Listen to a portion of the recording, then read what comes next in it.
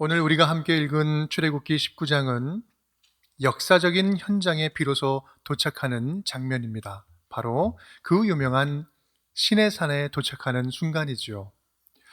출애굽한 이스라엘 백성들은 이제 그곳에서 하나님의 거룩한 율법을 받습니다. 그리고 장소 이동이 민수기 10장까지 없습니다. 그곳에 머물러 있는 것이죠.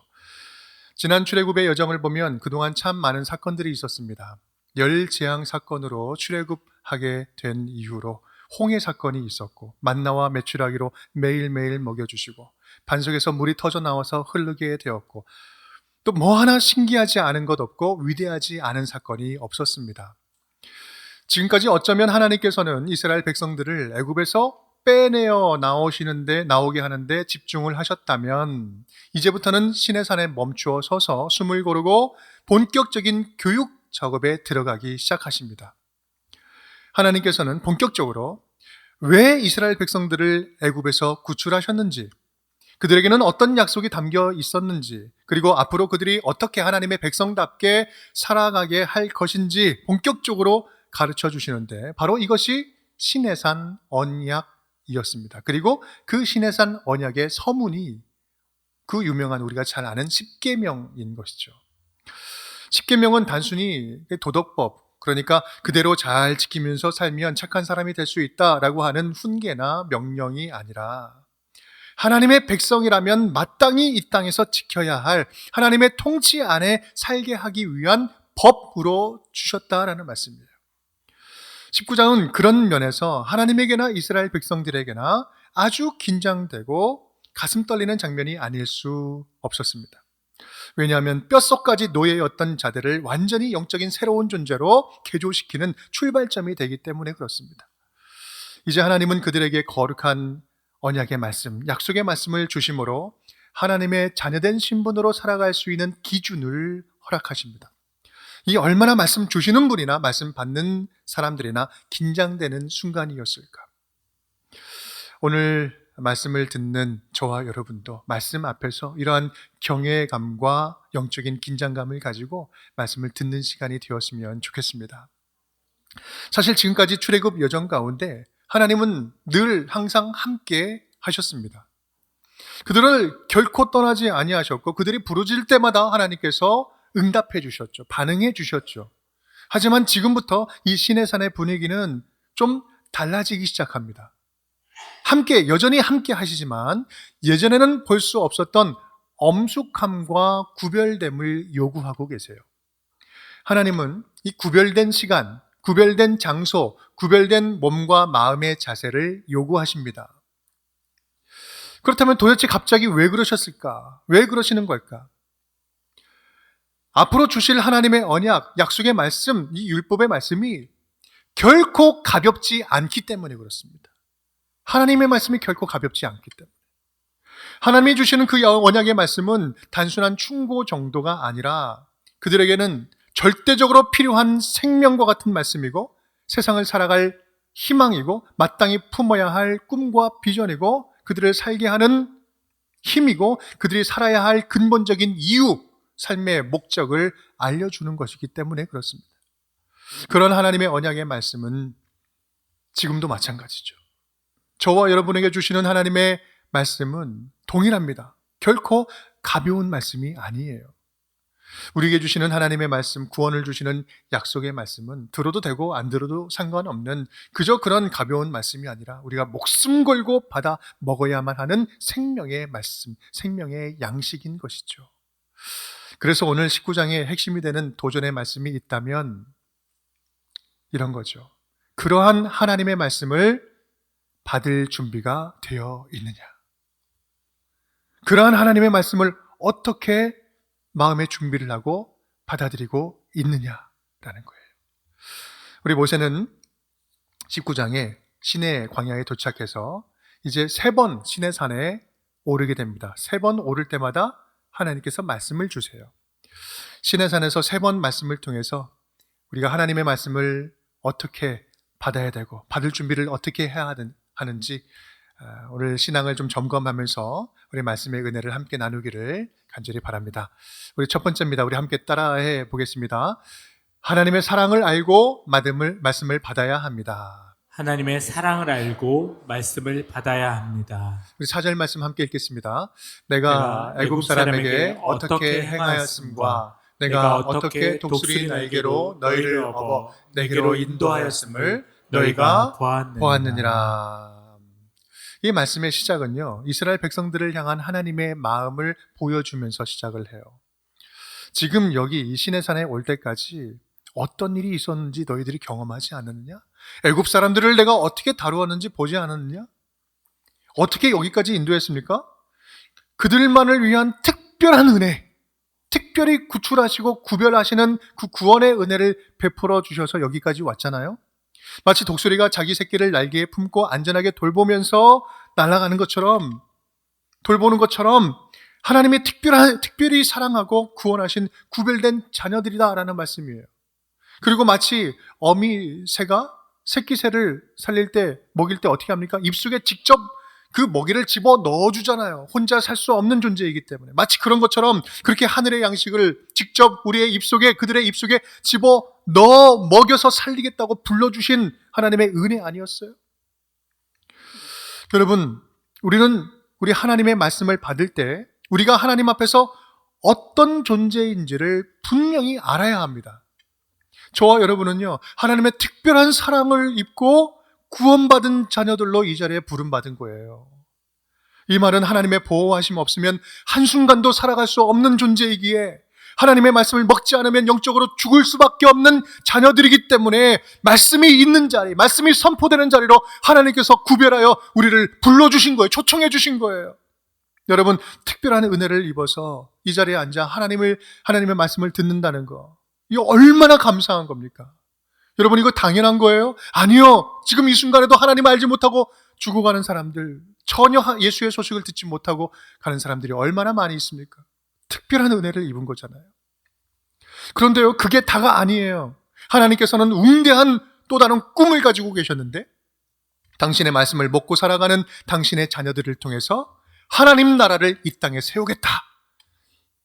내 자녀들이 살아가는 모든 현장, 방방곳곳 그곳에 하나님 나라를 세우겠다는 웅대한 꿈을 품으셨다는 겁니다.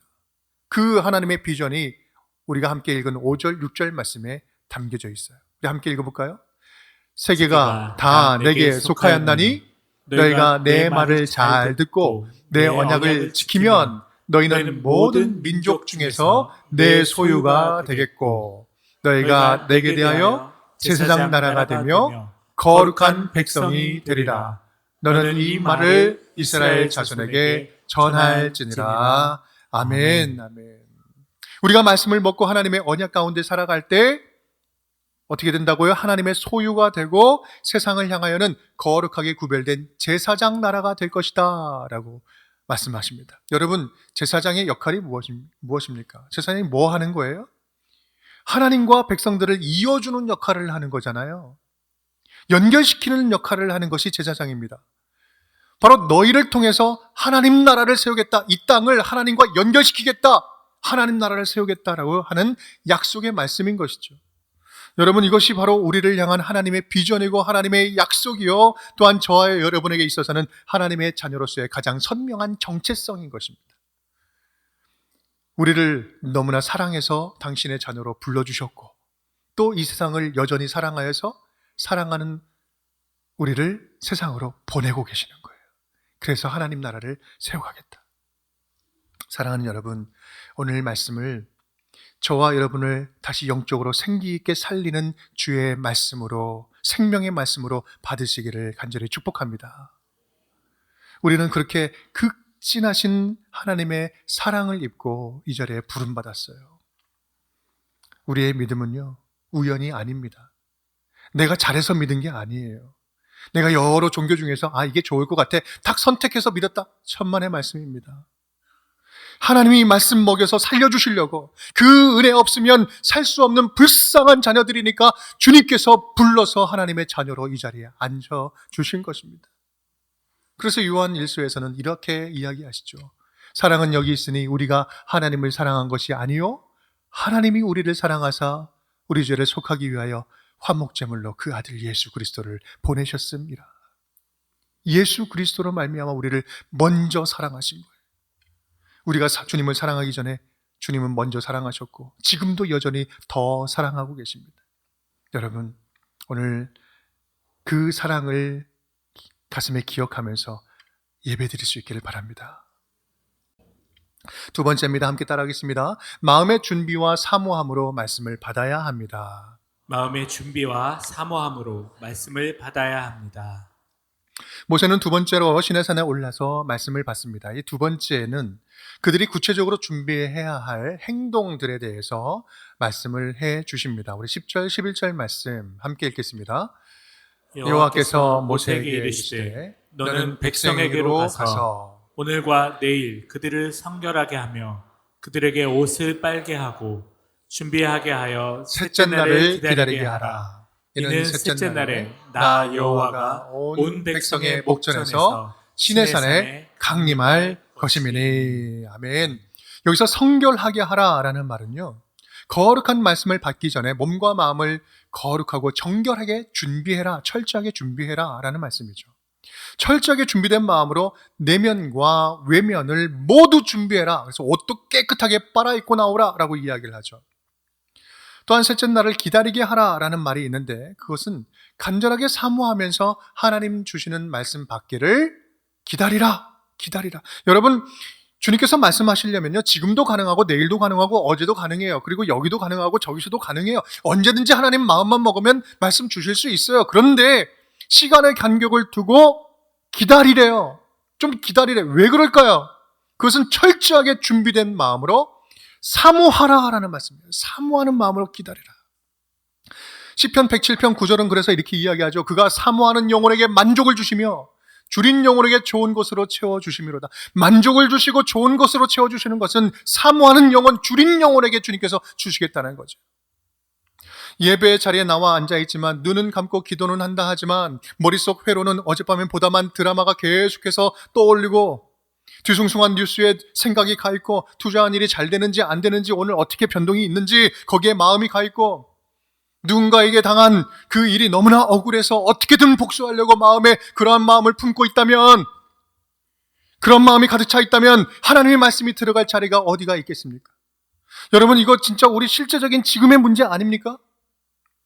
주님이 나를 위해서 예비하신 오늘의 말씀이 얼마나 위대하여서 내 인생을 바꾸고 내 인격을 고치고 내 심령을 어떻게 회복시키실지 기대하지도 않고 사모하지도 않는다면 어떻게 하나님의 말씀이 우리 안에 들어와서 능력의 말씀으로 발할 수 있겠습니까? 그러면서 나에게는 기도의 응답이 없다고, 말씀이 잘 들리지 않는다고 말할 수 있겠습니까? 여러분, 뭐가 잘못돼도 한참 잘못된 거 아니에요? 예수님은 그런 태도를 이렇게 풍자하고 있어요. 산상복음 7장 6절에서 이렇게 이야기합니다.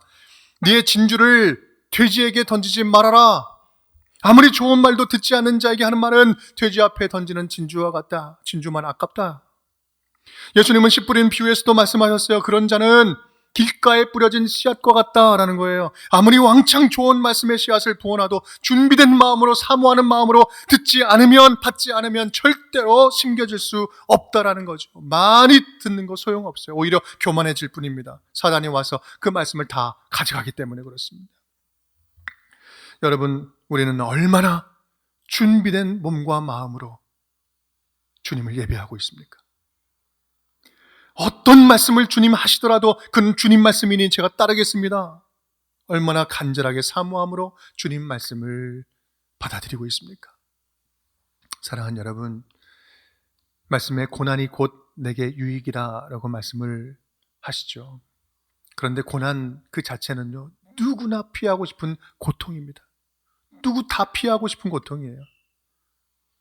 하지만 C.S. 루이스가 고난은 우리를 향한 하나님의 확성기다 라고 이야기한 것처럼 고난이 우리로 하여금 갈급하게 하고 그 갈급함이 우리 안에서 주님의 세미한 음성을 천둥처럼 듣게 한다면, 하나님의 말씀을 확성기처럼 천둥처럼 듣게 한다면, 그래서 주님의 음성을 듣고 우리가 이겨낼 수 있다면 여러분, 그것이야말로 주님이 고난을 통해서 주시는 영적인 진정한 유익이요 참된 승리가 아니겠습니까?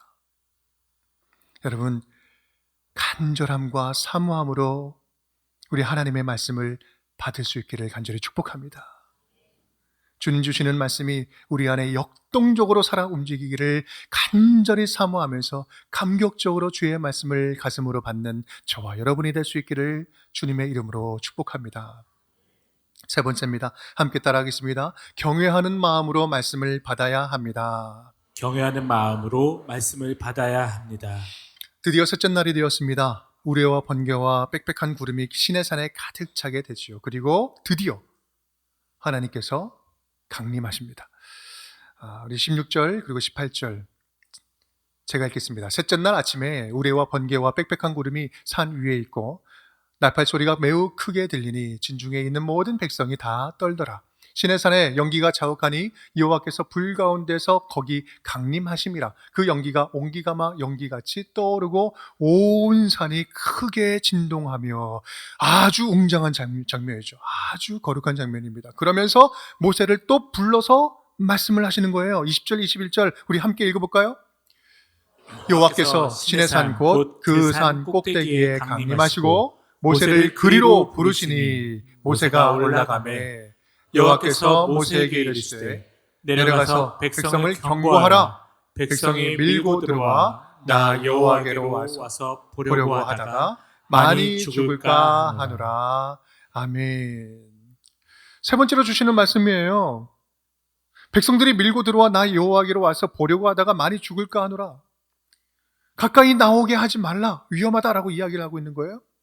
여러분, 우리 하나님은 친밀하신 아버지 하나님이십니다. 그런데 오늘 이 장면은 좀 낯설어요. 거리감이 느껴집니다. 너무 가까이 오지 말아라 라고 이야기를 합니다.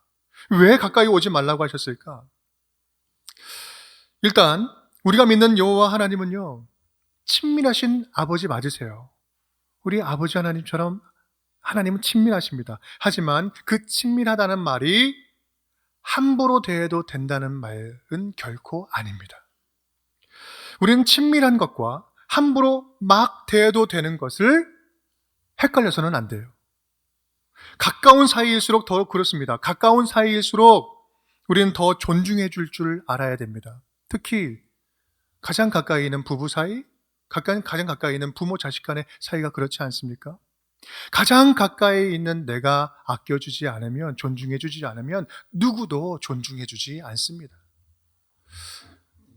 혹시 여러분 집에는 그런 분 없습니까?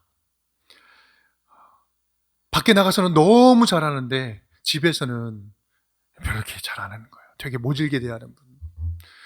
밖에서 나가서 하는 것처럼만 안에서만 해봐 좀 이런 거 얘기하는 거예요.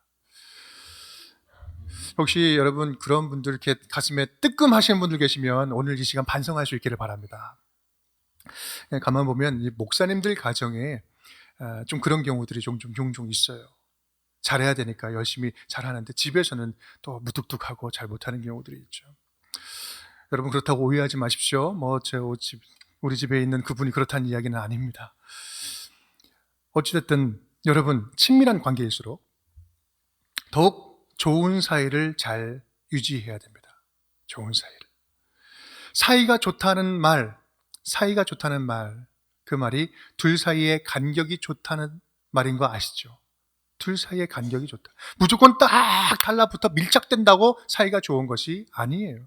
둘 사이에 있어야 할 적정한 거리를 서로가 잘 아는 것, 그래서 서로를 지켜줄 수 있는 거리를 잘 유지하고 존중해 줄 아는 것, 바로 그것이 사이가 좋은 것입니다. 바로 그것처럼 하나님과의 관계도 그렇습니다. 하나님은 분명히 친밀한 분이시지만 언제든지 우리가 기도하면 기도를 들으시고 간구하면 불쌍히 여기시고 돌봐주시는 아버지 같은 분이시지만 우리 하나님은요, 천지 만물을 지으신 전능하신 하나님이십니다. 그분은 완전하신 분이에요. 하지만 우리는 매일 넘어지는 연약한 불완전한 존재. 하나님은 진리로 말씀을 하시는 분이고 우리는 그 말씀을 순종함으로 반응하면서 듣는 자녀들인 거예요. 그 약속의 관계 안에서 사이좋게 지내면 우리는 하나님의 소유가 되고 제사장 나라가 되고 거룩한 백성이 되고 이 세상을 향해서 축복의 통로가 된다는 말씀이에요. 하나님의 약속이죠. 그 관계 안에서 하나님은 우리를 조건 없이 사랑하시고 우리는 조건 없이 하나님을 예배하는 것. 그렇게 경외하는 마음으로 하나님의 말씀을 어김없이 남김없이 온전히 순종하며 받을 수 있는 것, 그것이 바로 우리가 말씀을 받는 온전한 제대로 된 자세 아니겠습니까? 그래서 전도서 5장은 이렇게 이야기해요. 하나님은 하늘에 계시고 너는 땅에 있음이니라. 그런즉 마땅히 말을 적게 할 것이라. 여러분, 하나님과의 거룩한 거리감을 알고 말씀에 전적으로 순복할 줄 아는 것, 바로 이것이 경외함입니다. 바로 그것이 경외예요. 이 집 21절의 뉘앙스를 보면 백성이 막 밀고 들어와서 나 여호와에게로 와서 보려고 하다가 많이 죽을까 하노라. 이 지금 어떤 느낌이 듭니까? 하나님이 막 경외스러워서 그렇게 달려오는 장면인가요? 궁금해가지고 막 몰려드는 거예요. 하나님을 보려고 우르르 몰려와서 쳐다보는 장면이 연상되지 않습니까? 이런 모습은 경외감과는 거리가 먼 모습이에요. 여러분, 우리의 믿음은 취미생활이 아니잖아요. 단순한 호기심입니까? 호기심 아니잖아요. 호기심은 뭐예요? 관심이 있으면 내게 뭔가 유익이 될 것 같으면 우르르 막 몰렸다가 시시하네, 관심 없네, 나에게 유익이 되지 않네, 그러면 쑥 금세 사라져버리고 빠져버리는 게 호기심이잖아요. 혹시 여러분, 우리의 믿음이 그렇게 호기심처럼 가벼운 믿음은 아닐런지요? 그러한 가벼운 믿음에 순종이란 절대로 있을 수가 없어요. 여러분, 이것을 좀 바꾸어서 말해볼까요? 우리의 믿음에 우리의 순종이 결여되어 있다면, 하나님 말씀에 순종하는 우리의 결단들이 결여되어 있다면 우리의 믿음이 그렇게 가벼운 믿음은 아닌지 우리는 돌아봐야 합니다. 경외함이 없는 믿음은요, 순종함이 없는 믿음이고, 순종함이 없는 믿음은 절대로 그 안에 하나님의 말씀의 역사가 일어날 수 없는, 하나님의 능력이 일어날 수 없는 믿음인 것이죠. 사랑하는 여러분, 오늘 말씀 제목 기억나십니까? 말씀을 받을 준비가 되었습니까? 저는 어제 말씀을 받을 준비가 된 살아있는 현장을 보았습니다.